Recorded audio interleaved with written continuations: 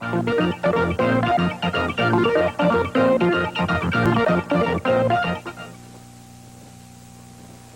evening again, everyone. Last week, author Sidney Sheldon was my guest, and he launched an extensive attack on the motives and modus operandi of the Reverend Jerry Falwell and his increasingly controversial religious lobby called the Moral Majority.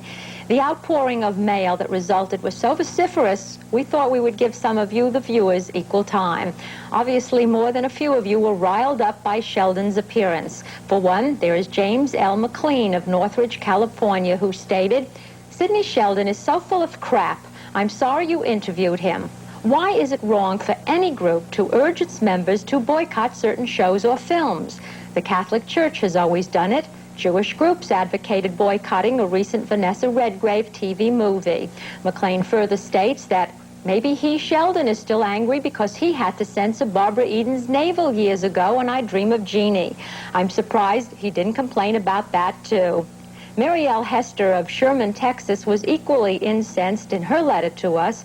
She wrote, "With the innumerable porn films and borderline porn films coming out of Hollywood, and with the trivia and trash being produced for viewing fare via TV, why is it so unjust for society to fight back in the only way it can?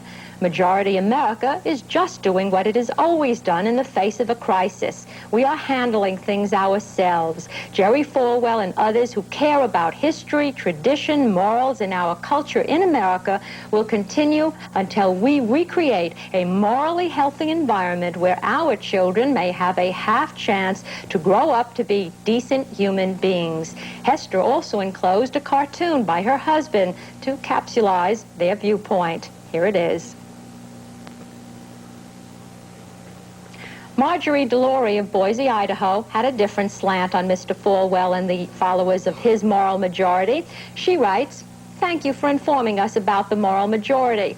I can assure you I do not like them and truly know no one who does. I believe those of us who don't approve of the MMs should start laughing at them and quit running scared."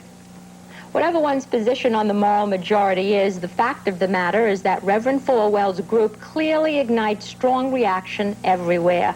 The controversy was sparked further yesterday here in Hollywood when members of the cast of the CBS series Knots Landing responded angrily to the recent use of a clip from that series by Moral Majority spokespersons on the cable news network and other programs to illustrate what they call programming that wrecks and ruins society as we know it. The clip in question shows Donna Mills on a bed verbally dueling with Larry Hagman, the star of Dallas, who frequently guest stars on Knots Landing. Mills told us yesterday she not only resented the use of that scene in what she calls the wrong context, but also points out that her series is usually broadcast at 10 p.m., hardly, as she puts it, the children's hour. In her opinion, and we quote, "This is one more example of the Moral Majority's attempt to censor the free choice of Americans to watch or not watch what's broadcast on television. The Moral Majority doesn't need to boycott or monitor shows," says Donna Mills.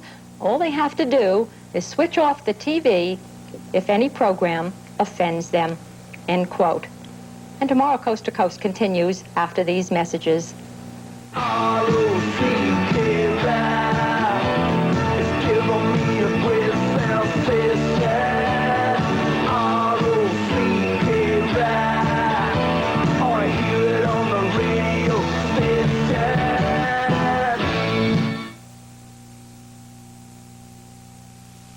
Meet a 51-year-old fighter and go to the Mr. Tush contest on Real People.